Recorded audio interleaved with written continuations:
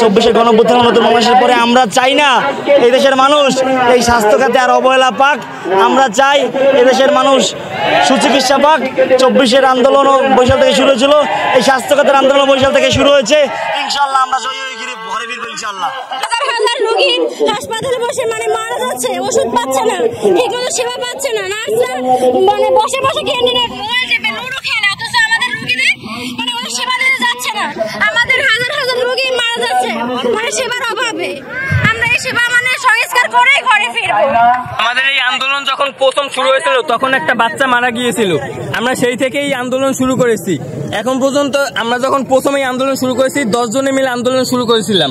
আলহামদুলিল্লাহ এখন 10 জনের বদলে 10,000 মানুষ আমাদের সাথে আছে, ইনশাল্লাহ আরো থাকবে। আর যতদিন পর্যন্ত এই আন্দোলন সফল না হবে আমরা রাজপথ ছাড়বো না এবং আমরা এই আন্দোলন আমাদের চালিয়ে যাব।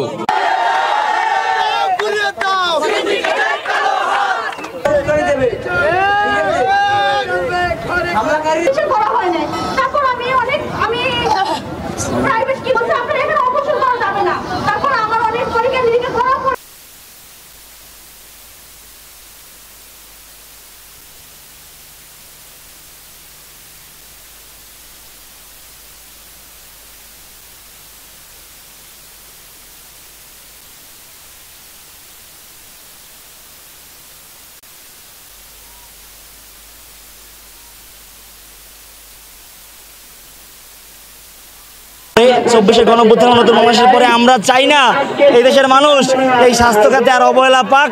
আমরা চাই এদেশের মানুষ সুচিকিৎসা পাক। 24-এর আন্দোলন বৈশাখ থেকে শুরু হয়েছিল, এই স্বাস্থ্য খাতের আন্দোলন বৈশাখ থেকে শুরু হয়েছে। ইনশাআল্লাহ আমরা জয়ী হয়ে ঘরে ফিরবো ইনশাআল্লাহ।